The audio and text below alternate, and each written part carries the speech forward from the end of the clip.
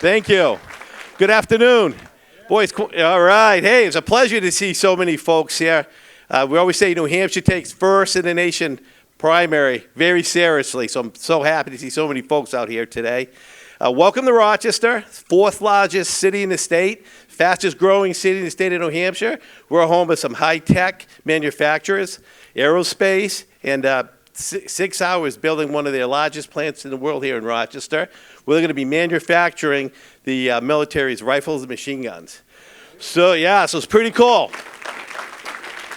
Great. Very, very exciting city. And I'm so excited to introduce presidential candidate and former ambassador to the United Nations, Nikki Haley.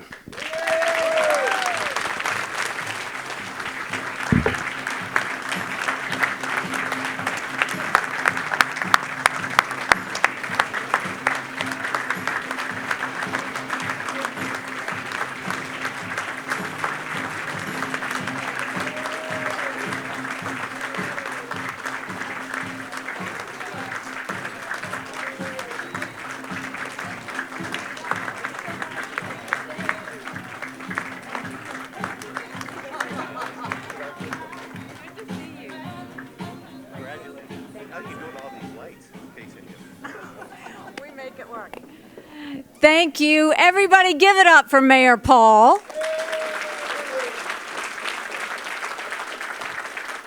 You know, I have such an admiration for him because we were talking about the fact that, one, being a mayor, mayor, it's as close to the people as it gets. Like, you can't go to the grocery store. You can't fill up your gas tank because people are going to stop you and tell you everything that's wrong. But God bless you for doing it. We appreciate, but we bless you even more for your 37 years in law enforcement. God bless you for that. We really do appreciate it. And you were talking about 6 Hour, and let me tell you, I went there, fantastic company, and not only that, my husband's in the military. They are producing the first handgun that we've had for our military men and women in decades. I mean, that's how slow the military is. We'll get into that. But that is but it was impressive. I got to hold it. I got to shoot it. It was fantastic. My husband was jealous because I was like, I shot it before you did. So anyway, it's great to be with all of you. Thank you for coming in. It's good to be in Rochester, and I will tell you that my southern skin is already getting cold here. I don't know how y'all do it, but you manage it well. How many people have heard me speak before? Not a lot. Okay, newbies, we love that. So I was born and raised in a small rural town in South Carolina. 2,500 people, 2 stoplights. You couldn't think about doing something wrong without somebody already telling your mom. My mom started a business out of the living room of our home. 30 plus years later, it was a multi-million-dollar company. I started doing the books for the family business when I was 13. It wasn't until I got to college that I realized that was child labor. I am not an Ivy Leaguer. I went to a public university. I went to Clemson University. Go Tigers. We've got a tiger out there. I appreciate that. I graduated with a degree in accounting. I am an accountant. I'm not a lawyer. No offense to you lawyers, but accountants are problem solvers. Went on and worked in the corporate world for a while, and then I came back home to the family business. And one day I happened to be sitting with my mom, telling her how hard it was to make $1 and how easy it was for government to take it. And my mom said, quit complaining about it, do something about it. I truly did not know you weren't supposed to run against a 30-year incumbent in a primary. I had never been politically active. Once I realized he was related to half the district, the only option was to win. So I went around the district and said, look, they have way too many lawyers at the State House. I think they need a really good accountant. And the district took a chance on me and I won. I got into the State House and my focus very much was on small businesses and helping small businesses get going.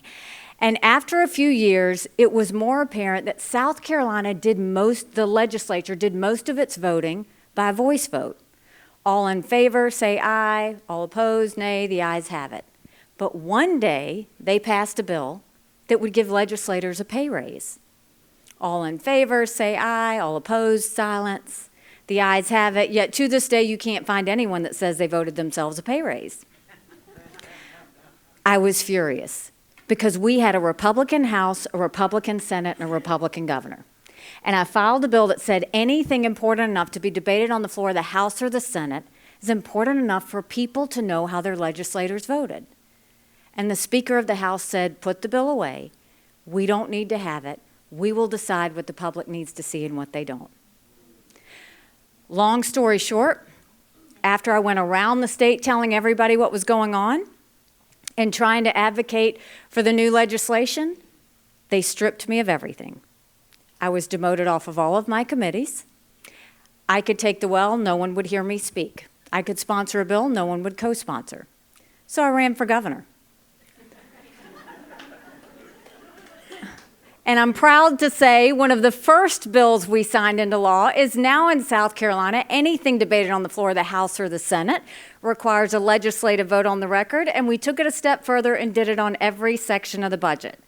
And you listen to my music. I do love music. That was my song list. And so on the day of the bill signing, I blasted throughout the State House, Pat Benatar's Hit Me With Your Best Shot.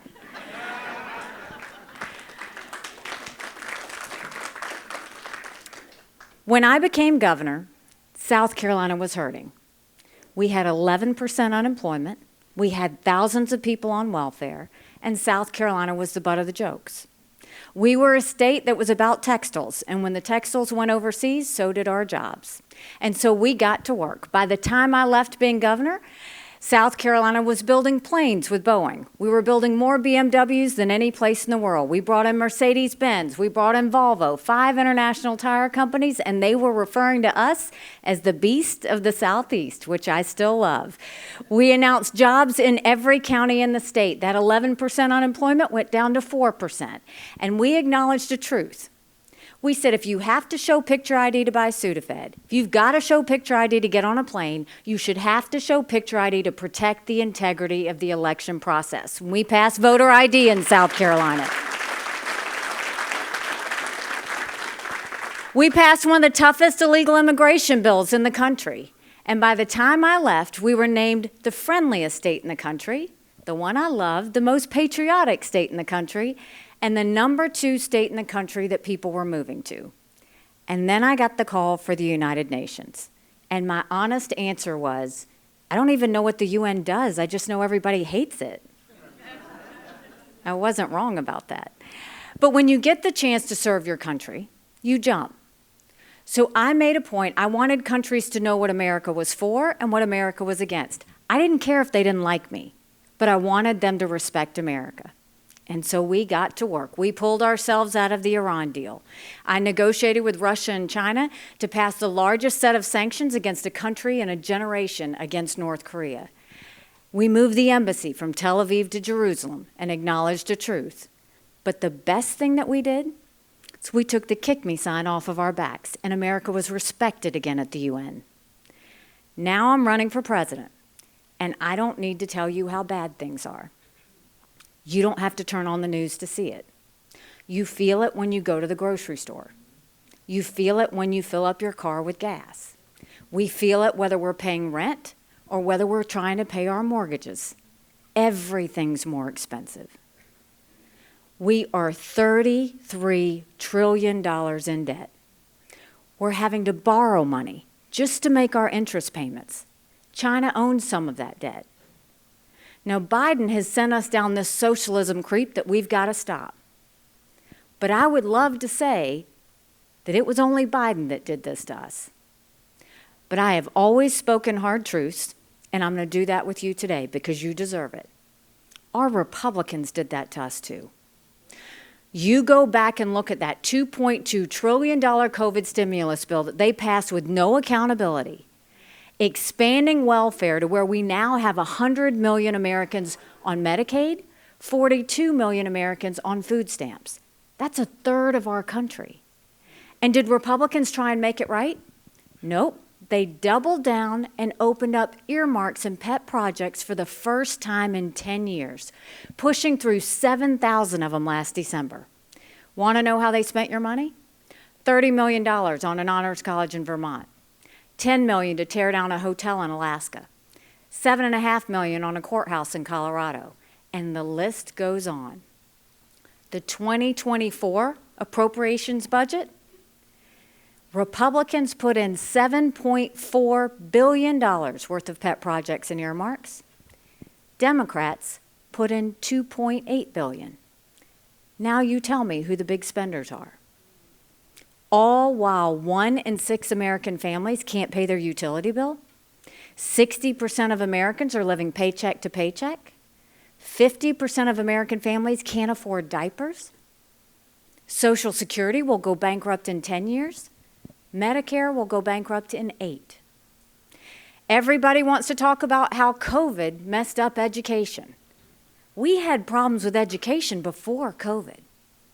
Did you know right now, 29% of 8th graders in our country are able to read and do math? Just 29%. Think about that. It came out that over 80% of our 8th graders don't know history or civics. And our 13-year-olds are scoring the lowest levels in reading and math in decades. We've got a problem on our hands. Then you look at crime on our streets. It's at all-time highs. And help me thank again, we've got some great law enforcement officers here. Thank them for everything they do to keep us safe.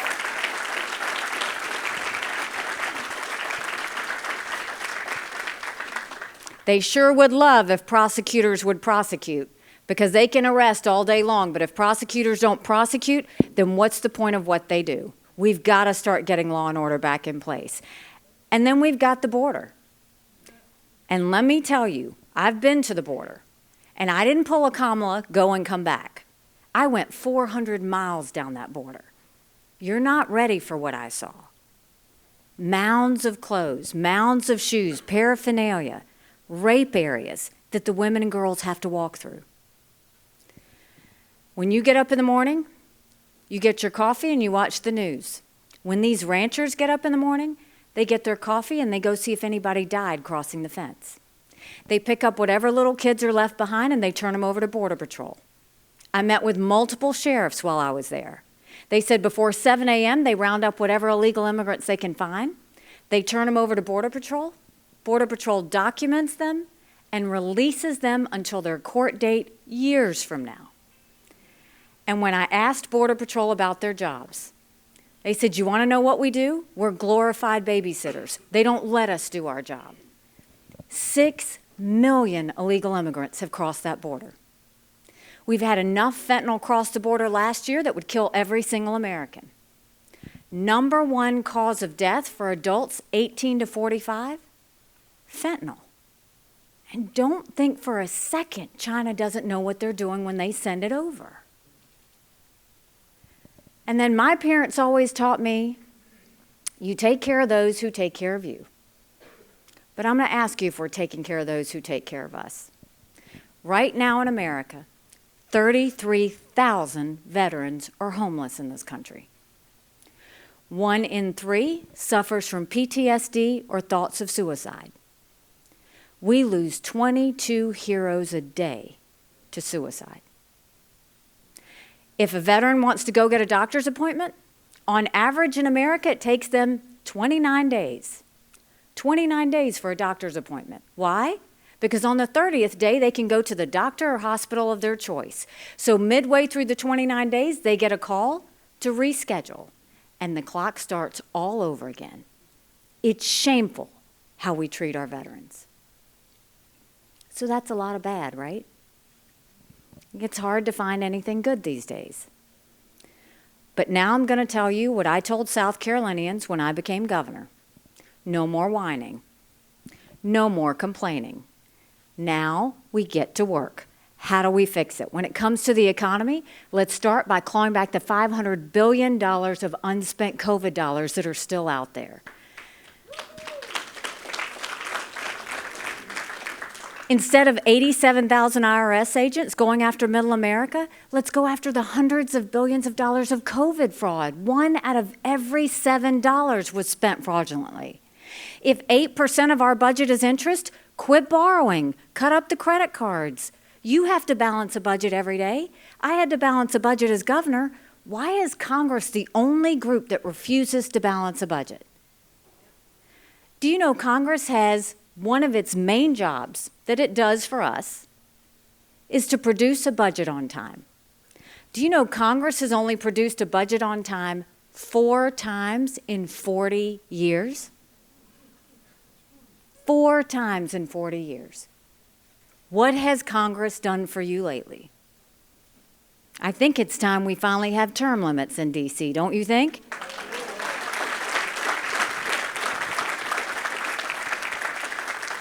I also think it's time we have mental competency tests for anyone over the age of 75. You know, I'm from the South. I'm not being disrespectful when I say that. We all know 75-year-olds that can run circles around us. And then we know Joe Biden. We need to know these people are at the top of their game. They're making decisions on our national security. They're making decisions on our future economy. We've got to get this right. Right now, the Senate's the most privileged nursing home in the country. So getting back to the economy, we will stop the spending, we'll stop the borrowing, I will eliminate the earmarks, and I will veto any spending bill that doesn't take us back to pre-COVID levels. And we've got to focus on the middle class. We are watching in America the rich are getting richer and the poor are getting poorer. And the way you fix that is the first thing we're going to do is we're going to eliminate the federal gas and diesel tax. Because you're spending $1,000 more per year per car, we're going to put more cash in your pocket. The second thing is we're going to cut taxes for the middle class and collapse those brackets so that you have more cash flow in your pockets. We're going to get rid of any unfair tax deductions that they have, like the state and local tax deduction. It basically gives to the wealthy. In blue states, we're not going to have that anymore. We're going to get rid of it. And we're going to make small business tax cuts permanent. They made the corporate tax cuts permanent, but they made the small business tax cuts temporary. Small businesses are the heartbeat of our economy.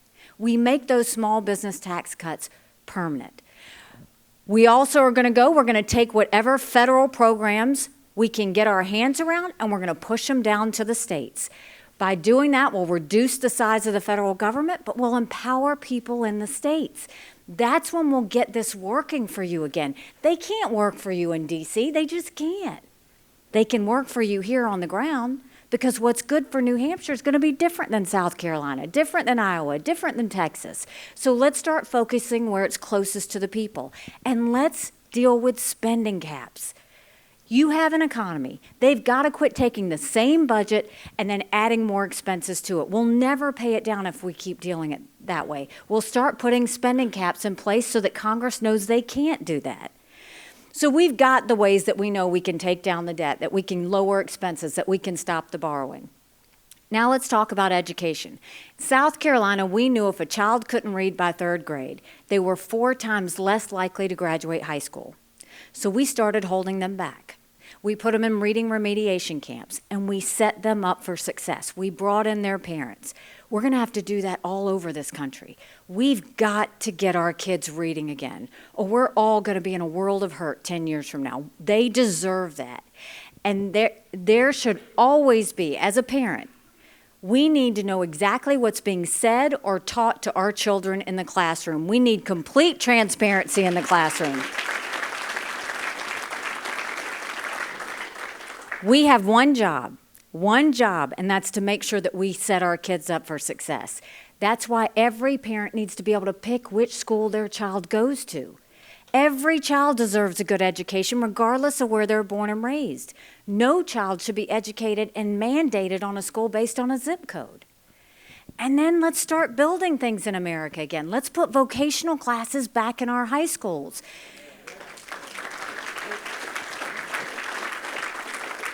In South Carolina, we had apprenticeships that taught our kids how to build the things we were making in South Carolina. Let's do that across the country and get our kids invested in building up our economy.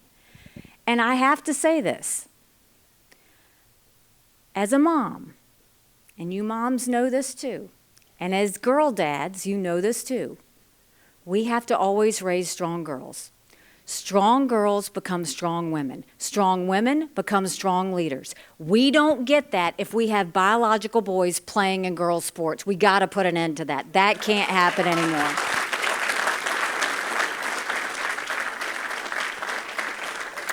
When it comes to the border, we'll do what we did in South Carolina, but we'll take it a step further. We will put a national E-Verify in place where every business has to prove that the people they hire are in this country legally. We will make sure we defund sanctuary cities once and for all. You saw what happened in Philadelphia. That was ridiculous.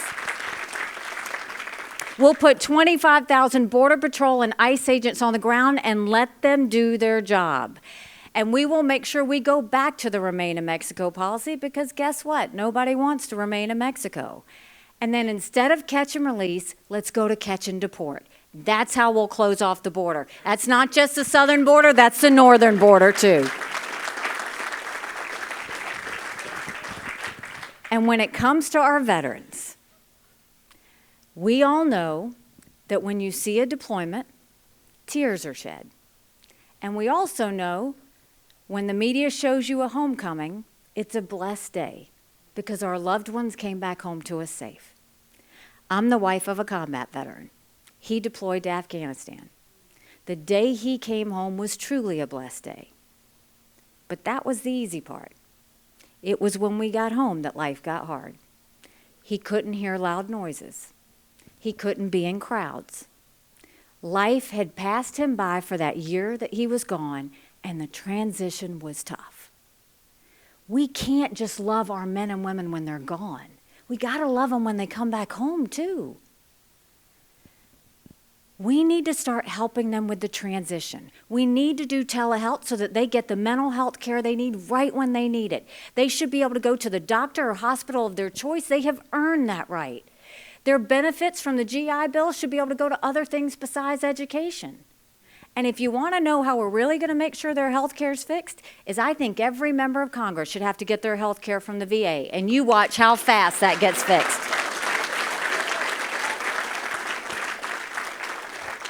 It's going to be the best health care you've ever seen, veterans. You just wait.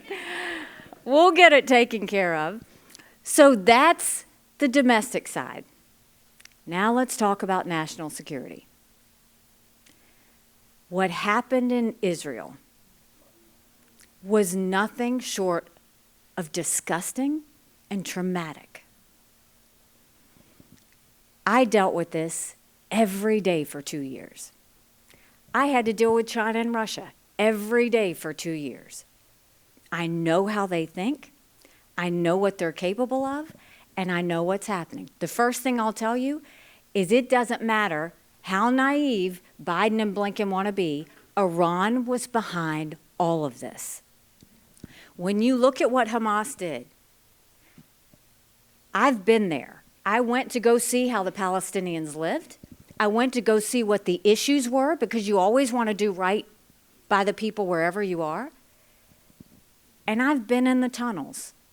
And the tunnels that are there, this is where they house, Hamas has their equipment. They have their ammunition. This is where they take their hostages. This is where they hide. And guess where they keep those tunnels? Underneath schools, underneath hospitals. Why? Because they don't value life. But they know the Israelis do. They know the Americans do.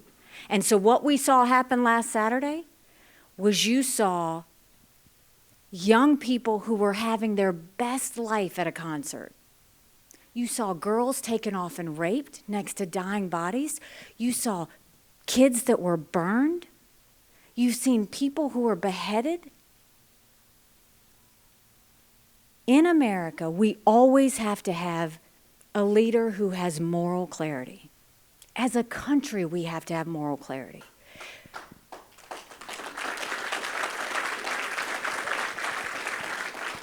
We have to know the difference between right and wrong. We have to see the difference between good and evil.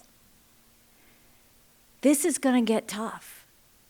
And we need to pray for the people in Israel. Every one of them knows someone who's lost their life or was taken hostage. Every business is watching all of their employees go and deploy. And they're doing all this in the name of saving their country. I have had a problem within politics. We're seeing it, and it's happening in the Republican Party. Don't ever be so arrogant to think that we don't need friends. America always needs friends.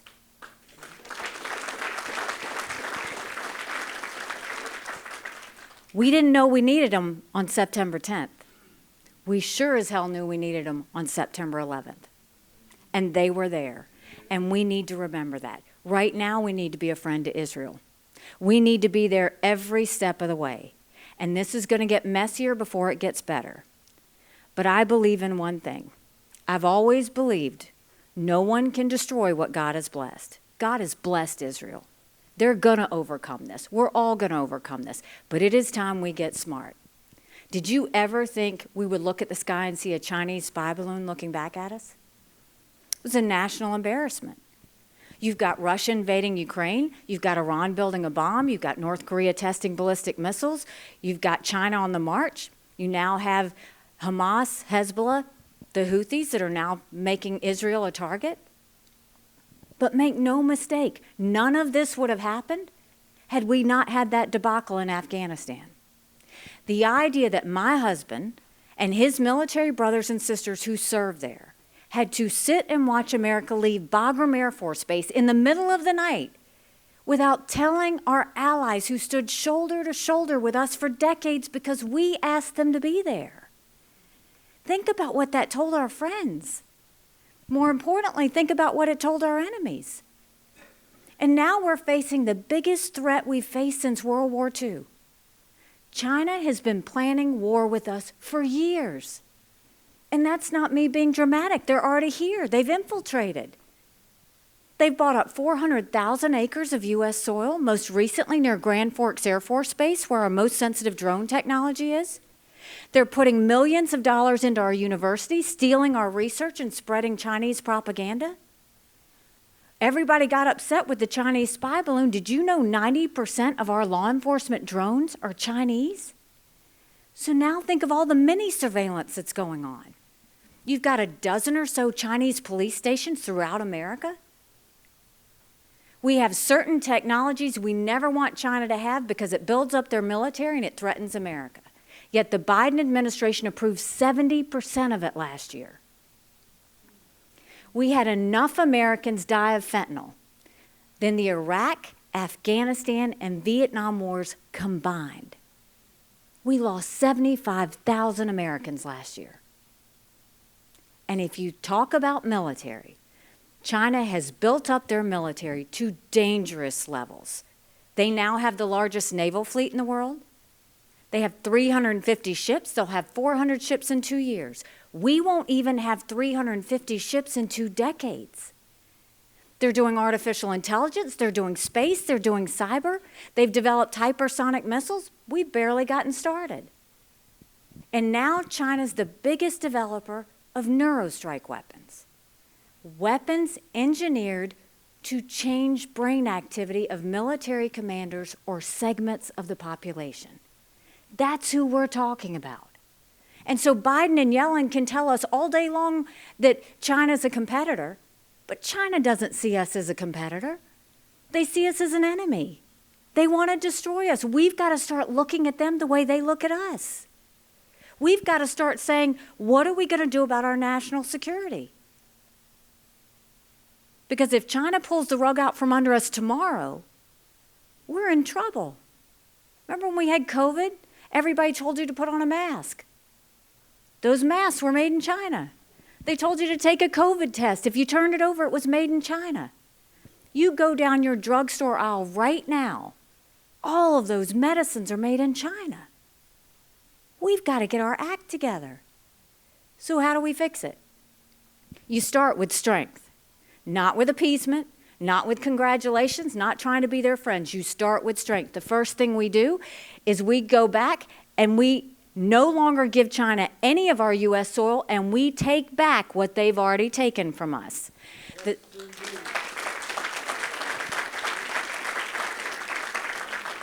We go to our universities and we say, you either take Chinese money or American money, but the days of taking both are over, and we get that Chinese infiltration out of our schools. We make sure that we focus on anything technology-wise, that helps China is going to be blacklisted. No more allowing it to go to China whatsoever. And we're going to go to China and say, we are going to end all normal trade relations with you until you stop murdering Americans. You watch how fast they start straightening up and getting that fentanyl out. They need America's economy. We need to leverage that. And then we need to make sure that we build up our military. You know, there are two things that China, Russia, and Iran, when I was at the UN, they never wanted us to have.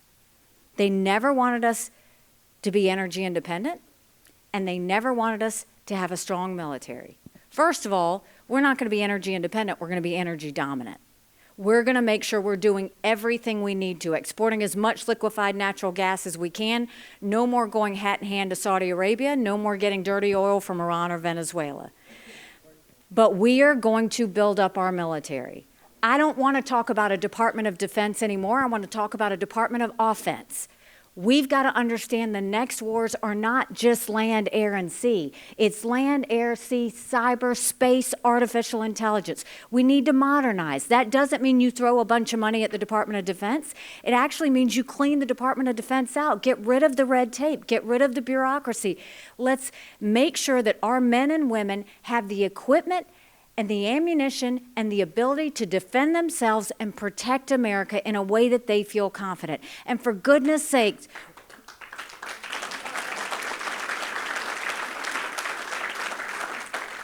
I was just going to put another point on that we've got to get rid of these gender pronoun classes in the military. It is demoralizing our military.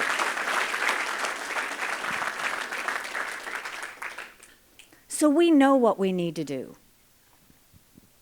But in order to do it, we've got to face some hard truths. We have to end the national self-loathing that has taken over our country. The idea that people say America's rotten or bad or racist. I was elected the first female minority governor in history. America's not racist, we're blessed. Our kids need to know to love America. They need to be saying the Pledge of Allegiance when they start school every day.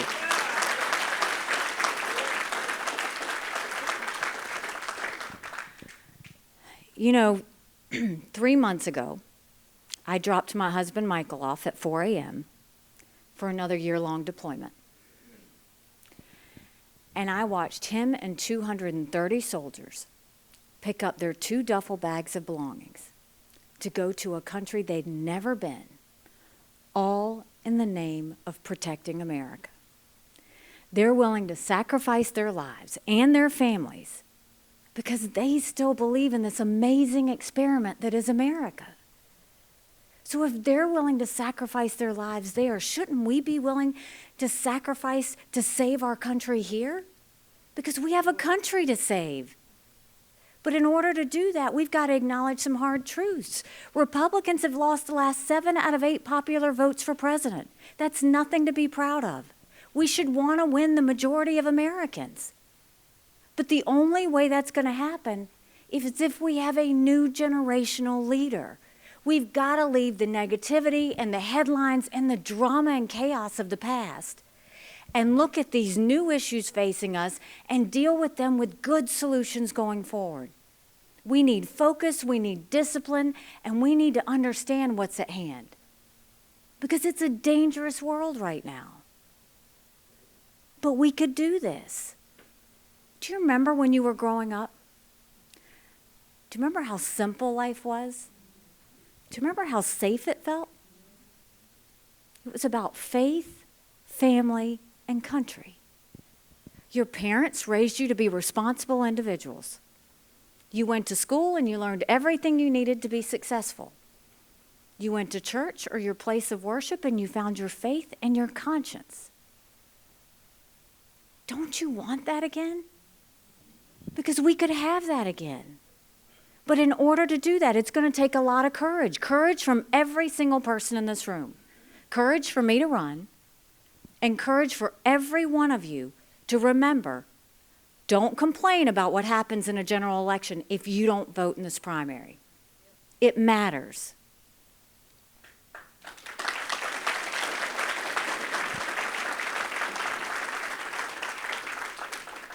Someone asked, when I announced I was running, someone asked me why I was doing it. And I said, my parents came here 50 years ago to an America that was strong and proud and full of opportunities. I want them to know that country again.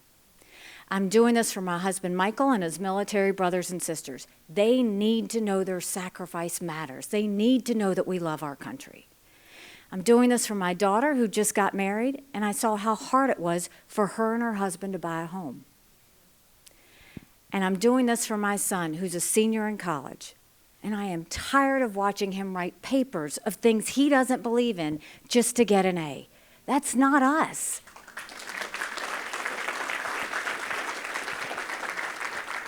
That's not America. And for the first time, 78% of Americans don't think their kids are going to live as good of a life as we have. We can't be okay with that. I'm not okay with that. We do have a country to save. But I will promise you this. If you will join me in this fight, if you will commit to really helping make a difference, my promise to you is that our best days are yet to come. Thank you very much. God bless you. I appreciate it. Thank you. Oh, thank you. Thank you so much.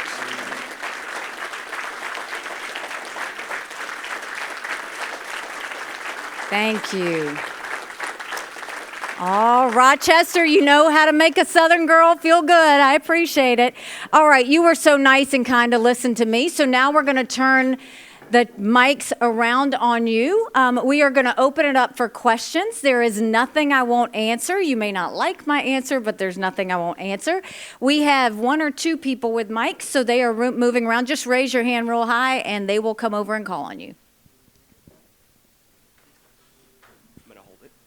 Yes, sir. My name is Bernie Taylor. I live in Dover. You mentioned term limits, and that is governed by the people who govern us. It is. And you say you're going to go change this, but the fox guards the hen house. And I'm Not in my world. Well, you say that, and that is good. I thank you. But they do guard the hen house. And I see our politicians earn, I'll just throw out a stupid number, $1 million. Say they earn $1 million. At the end of their career, they're worth 100 times that. So you're telling me they had no living expenses the whole time they were in office, but now they're worth 100 times more than what they've earned in their lifetime. That is corruption. That is what needs to be fixed and ended. So you want to know how we're going to do it? That would be wonderful. Yes. All right. First of all, if one of their main jobs is to get us a budget on time, if they don't get us a budget on time, they don't get paid. No budget, no pay, period. The second thing, when it comes to term limits, you're right, that they are the ones that have to vote on it. But this is what I will do. There will be a Haley term limits pledge. Whenever they file to run for office, incumbent or otherwise, they're going to be given a Haley term limit pledge, and they're going to have to decide whether they're going to sign it or not. And guess what? I'm going to put that all online for you to see, so you know exactly which candidates. They can't say, I don't know. You either sign it or you don't. I'm going to empower you with every ounce of information you need to make a good decision. And that includes incumbents. We're going to have them sign it too. So that means they're going to have to either show when they're kind of winding it up, or they're going to have to say whether they plan on staying there forever. And at least I've given you the information you need to make a good decision. So that's how we're going to deal with term limits going forward. All right, who else has, I can't see, so, okay. Yes, sir. If you were in the White House either today or even better, yesterday or the day before, what would you tell Iran? The first thing is, I need to start by what I wouldn't have done, and then I'll tell you what I would have done. I would not have done the $6 billion hostage deal. And the reason I say that more than anything is, I saw how they are and what they think and what they do. And when they were dragging those bodies down the streets, they said and celebrated something that they've been saying for decades. Death to Israel, death to America. You can't change a culture, no matter how much money you give them. You can't change a culture. They missed that with the Iran deal. They missed that with the $6 billion in hostage money, so I wouldn't do that. The second thing I wouldn't do is when Biden went and loosened up all the sanctions on Iran. So look, China's the #1 biggest importer of oil. Why are they doing that? Because we're not enforcing any sanctions. Russia's getting drones and missiles from Iran. Why are they doing that? Because we're not enforcing sanctions. The one thing I would do is totally decimate their economy. Every dollar that goes to Iran does not go to the good Iranian people who really deserve better. It goes to fuel terrorism. So anything and everything we need to do to decimate their economy is exactly what I would do. The reason we got out of the Iran deal, when Obama did the Iran deal, he did it without Congress, which he wasn't supposed to do, but he did it anyway. Did it without Congress. So Congress went and passed a bill that said every 90 days a president would have to go and say, is it still in the best interest to be in the best interest of America's national security to be in the Iran deal? And so when I got into the administration, I was on the National Security Council with the president, and so I was in the room when decisions were made.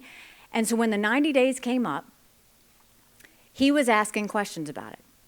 And almost all of the national security team was like, you got to sign it. You got to sign it. You know, it keeps them from doing bad things. And I could tell he was kind of uneasy with it. Like Iran is Iran.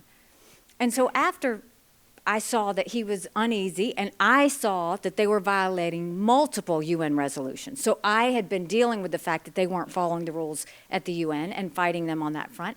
I went to him and I said, if you will let me go to the International Atomic Energy Agency that oversaw the Iran deal in Vienna, I said, if you will let me go, let me ask the questions. Let me get to the bottom of, is this really worth it? And if it's not, I will come back and make the case to Americans on why you should get out. And if it is, I'm going to come back and tell you this is the best we've got. He said, okay, go. I went there and I'm meeting with them. And I said, okay, we know that most of the research that goes into what Iran does happens in the universities. How often do you inspect the universities? We don't inspect the universities. Okay. Well, we know the nuclear production that happens in their military installations. So how often are you inspecting their military installations? Oh, we're not allowed to inspect their military installations. So I said, okay, what is it that you inspect? They said, well, you see, if we get a tip that something is going on, we give them 45 days notice. And then we go in and inspect. I came back to the States. I gave a speech. I went on every TV station I could and said, I don't know what the president's going to do, but he has every right to get out of that deal. We were right to get out of the Iran deal. But no amount of money is going to change this regime that wants to kill us. It's just not going to happen. So the best thing we can do is, one, Israel needs to eliminate Hamas because they'll make a point to Iran and the rest of the world that we're going to have Israel's back and we're not leaving them. But the second thing is decimate their economy. If they have no money, they can't spread terror. That's the only way we're going to get it. It's not with more money, but with less money. So that's the first thing I would do is that. And then I would go to the Arab countries. The Arab countries actually know the dangers of Iran. Saudi Arabia knows it better than anyone. But Saudi Arabia walked in and did a deal with Iran to normalize relations. Why? Because they didn't trust the U.S. to do anything. And they were trying to fight for their own survival. So we've got to really get our world back in place. And it just starts with strength, and it starts with leadership, and it starts without fear, but with real conviction about where we want to go. Okay? Yes, sir. Ambassador Haley, thank you for your comments. I'm one of the first timers, and I was quite impressed by everything you had to say. Thank you. I have a question about, it's a border question, but not the typical border question. You have a plan. I'm confident that you can stop the migration.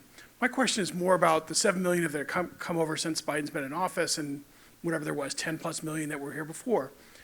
What's the compassionate way? What's the American way? What's the President Haley's way of dealing with the 15, 20 million residents of our country that are here illegally?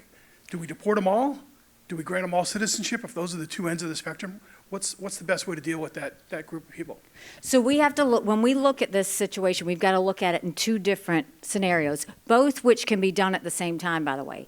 So one is the illegal immigration and the border situation. We've got to close it off, no ifs, ands, buts allowed. Yesterday I saw 1,000 people have come across from Iran, Lebanon, and Yemen. 1,000. That doesn't count the ones from Afghanistan. We have been so blessed that a 9/11 hasn't happened again. But I don't know how much longer we're going to be safe. We've got to cut off that border. So that's the first thing. The second thing is legal immigration is broken in our country. It should not take someone 10 years to become a citizen. We have to vet. We have to make sure that we know exactly what their background is. But more than that, Republican and Democrat presidents for too long did quotas. We'll bring in this number this year. We'll bring in this number next year. I think that's the wrong way to do it. Instead, you go to our industries and say, what do they need? So think agriculture, think construction, think tourism, think high tech or healthcare. Let's bring people in that help our economy, that have a purpose. When you do that, that really is taking care of us and making us better. Because the fabric of America is legal immigration. And we need the talent, which is going to make us even better. So let's start focusing it on merit. When it comes to the people who have come here, the 6 million that have come here in the past couple of years, this will sound cold, but they need to go back. And the reason I say they need to go back, my parents came here legally. They put in the time, they put in the price. I take care of my parents. They live with us. They're 87 and 89, and there is not a day I don't sit down for dinner with my mom that she doesn't say, are those people still coming across the border? And the reason is legal immigrants are very offended by what's happening because what these 6 million people have done have just cut the line. You've got a lot of people who are following the law, and my mom would always say, if they don't follow the law to come into this country, they're not going to follow the law when they are in this country.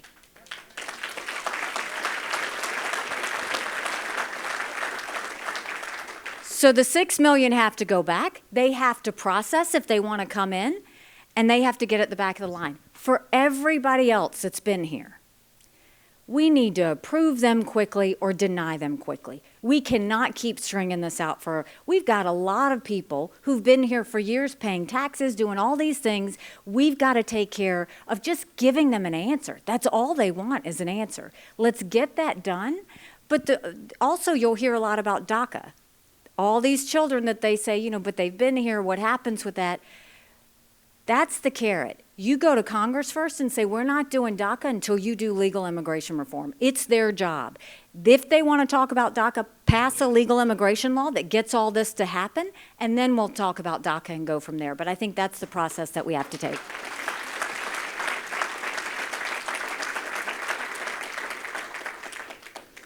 Yes, ma'am. I hold it? Oh, you hold it. Thank you very much. He holds it because he doesn't want anybody to run off and keep asking a question the whole time. So it's a. I got it. When you addressed the educational system in our country, my daughter teaches 7th grade. God bless her. Okay, and there's no respect for teachers. Mm-mm. Teachers are leaving every day crying. They're leaving the profession. We don't have enough teachers now. And I understand parents' right. I have 4 kids. I have 8 grandchildren, so I've gone through that whole thing. I understand it. But parents' rights have gone way over the other side now. They're demanding things from the teachers that are just not fair. I mean, my child has a student in class that she can't get out of class because the parents told the child he has the right to stay there. So he's disrupting the class. So how do you deal with public education? Never mind the zip code. Right. Where is parental responsibility? Where does the family come in and be responsible for that child's education? It's not just the school. If my daughter could teach every day, she'd be happy. So there is, I believe, that parents should have rights, but I think teachers need rights too. So my son-in-law is a 5th grade teacher, And I've seen everything that he's had to go through. And what teachers have to go through, it's just wrong. They have to be the teacher, the guidance counselor, the pastor, the nurse, you name it. And oh, by the way, you have to teach to this test. The demands on teachers is too much, and that's why we're not recruiting them in, and that's why they're coming for a year and they're leaving and we're not keeping them. And on top of that, they don't get paid very much. And they have to buy their own school supplies on top of that. So, one, I am a big believer, discipline has to be put back in the classroom. All was good when discipline was back in the classroom. Just like we have to have discipline back out on our streets. If you do something wrong, you pay a price for it. If you don't do something wrong, then you can continue to live freely and do what you want. I don't want to take away parents' rights because I do firmly believe parents know what's best for their kids. But I also know it's not that parents expect all of that from the teacher. They expect it from the administration, right? They expect it from the school system to do what's right. Teachers need rights in that they shouldn't be feeling that pressure. They've got a job to do, to teach reading, math, science, history, arts, whatever. That's their job. It should not be to have to deal with discipline issues. It should not be to have to deal with books in a library. It should not be to have to deal with the fact that you're being told to teach something that's not in the role of a teacher, but that's in the role of a parent. Those are the things, is the school districts have gotten so out of line on what they think kids need to know that they've forgotten what parents need to know. And I'll give you an example. When I was in school and you had sex ed, we didn't have sex ed until 7th grade. And even though it was 7th grade, your parents had to sign a permission slip if you were going to take it. And my dad wouldn't sign it, so I was the uncool kid in the classroom next door. But I still think that parents need to have the rights to know when that happens. I don't think that's for the school to decide. I think that's for parents to decide. So let's go back and trust parents to make those decisions and give them options. That actually will loosen up the responsibilities on teachers when you can start doing that. The reason that all the teachers are feeling the pressure is because parents feel challenged. They feel like they're having to ask more questions than they're getting answers. But if we put teachers back in the lane of what teachers are supposed to do and keep schools back in that lane of remembering when life was simple, you were taught responsibilities and you were taught subjects, and that was it.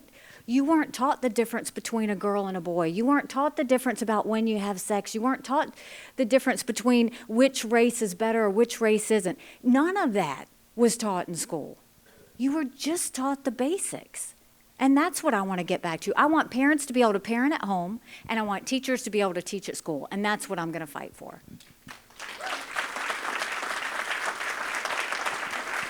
First of all, thank you for your time and effort in running. Thank you. My question is regarding the Ukraine. A number of news reports are that Russia's strategy is to outlast us, to have America suffer from war fatigue or supporting Ukraine fatigue.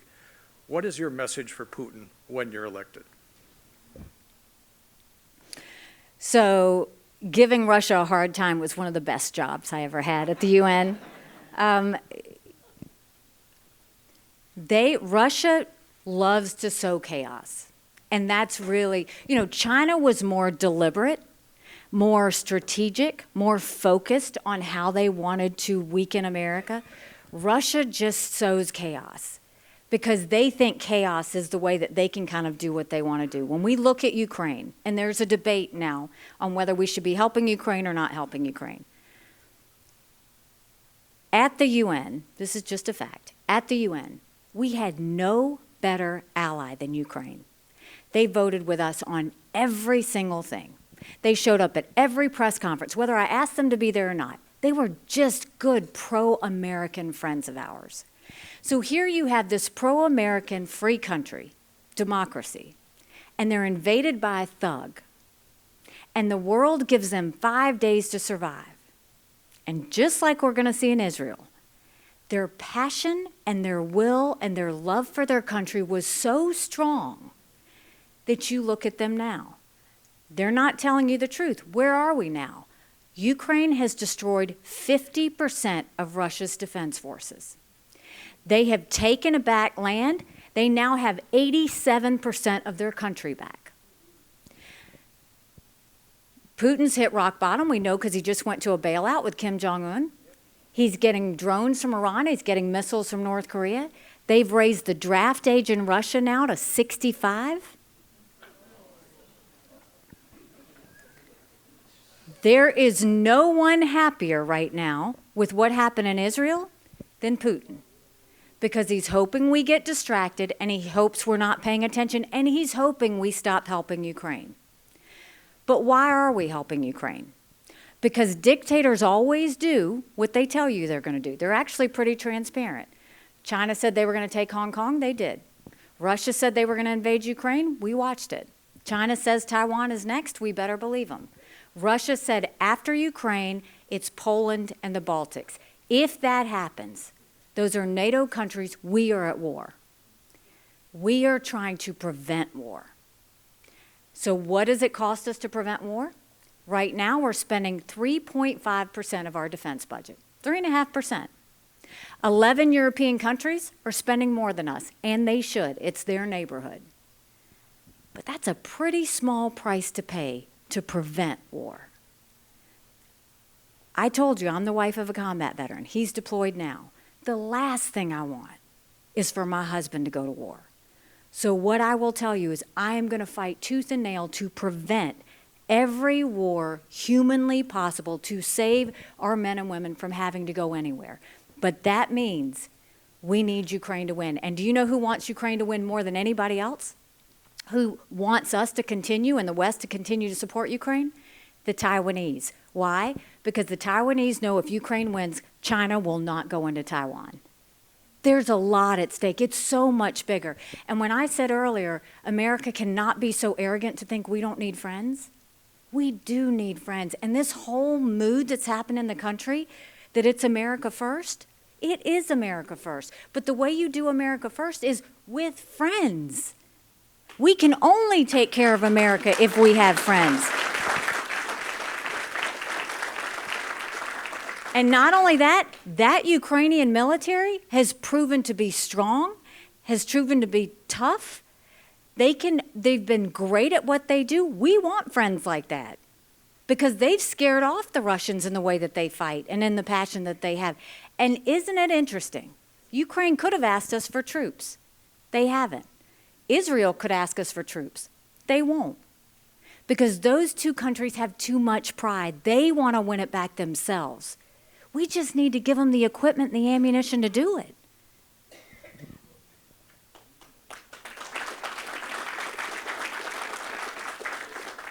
This will be the last question. Oh, make it a good one.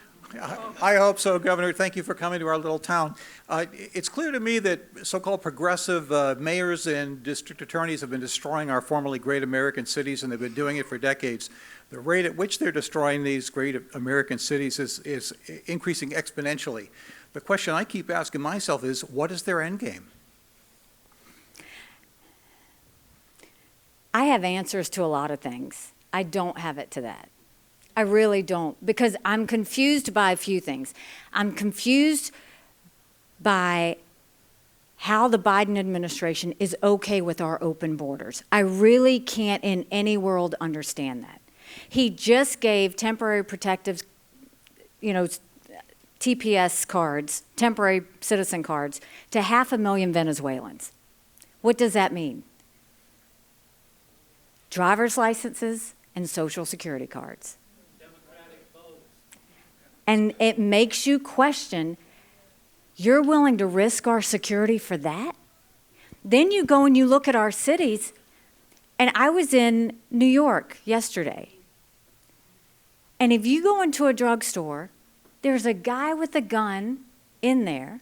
You can't get any products off the shelves. They're just pictures because they keep getting stolen from. Businesses are leaving cities because it's not safe. That's not America. That's what I saw in other countries I visited when I was at the UN. So, look, I want to go back to that simple, safer America that we had.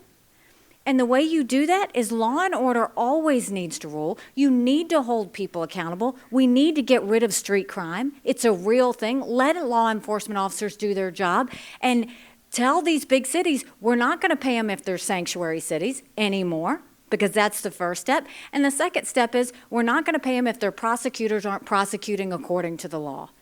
And money talks, and that is at the end of the day how I think we're going to have safe streets again.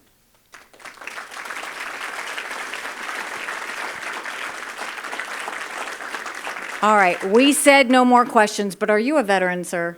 So I am going to allow you to have a question. Last one. The question I have is why, I don't even know how are you going to increase the strength of our military the way it is, the way I see it when you talk to a kid today, they have no concept at all of what the military has done for them.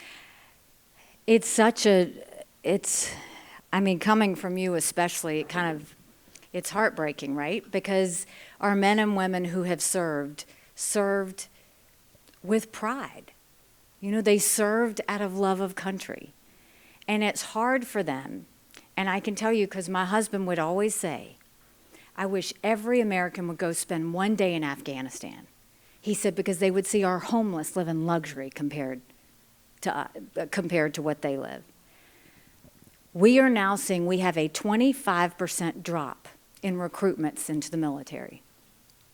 An interesting statistic. Typically, recruits that come into the military, 80% of them come from military families. And for the first time in our country, military families are telling their boys and girls, don't do it.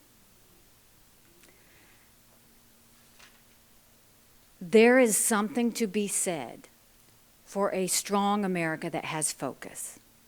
There is something to be said for a strong America that loves the country. There is something to be said for a strong America that knows to be united and knows that, yes, we may disagree on things, but we're better together. We have to get back to that place. We have to go back to that love of country. Because we have men and women out there serving right now that are praying for us to get back to it because they still believe in it. And so what I will tell you is we've got some work to do. We've got some work to do, first of all, when it comes to modernizing the military. There's nothing that will excite young people more than to see a military that's modernized. That's why I don't want to talk about the Department of Defense anymore. It's the Department of Offense. Because when we do that and they see that we're bringing in new technology, that they see we're getting better intelligence, that they see that we're going to be at the top of our game, that they see our surveillance, that our cyber is really good, those are things kids will want to be involved in. But that means we can't keep playing favorites with defense companies, and we can't keep having all this bureaucratic red tape. We got to move fast. We don't have time to be slow. And the Department of Defense is painfully slow and one of the most bureaucratic agencies we have. So let's clean it up and get it all out and focus on what we need to focus on, which is winning any future war that I will prevent and never let happen.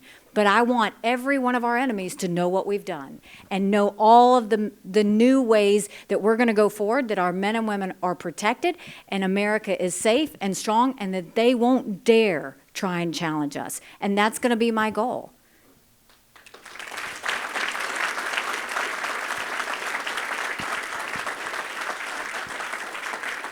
And we stand on your shoulders, so I thank you for your service very much. So I want to thank you for spending some time with me today, and I will leave you with this. When I first ran against that longest-serving legislator in a primary, people laughed at me, and I got to work, and I earned their support, and we won. When I ran for governor, I actually ran against a lieutenant governor, an attorney general, a very popular congressman, and a state senator. I was Nikki who. I had 3% in the polls. I had the least amount of money. But I worked South Carolina like no one else, and we won. When I got to the United Nations, they said I didn't have enough experience. And I got to work and took the kick me sign off of our backs. I have been underestimated in everything I've ever done. And it's a blessing because it makes me scrappy. God bless you. No one is going to outwork me in this race. No one's going to outsmart me in this race because we have a country to save. So if you like what I had to say today, go tell 10 people. Tell them to go to NikkiHaley.com. Tell them to join our Women for Nikki or our Veterans for Nikki, or tell them to commit to helping our campaign or give $5, $10, $25. Because we do have a country to save and we will get this done. If you don't like what I've had to say today, shh. Just don't say anything and don't tell anyone you were here. God bless you. Thank you so much.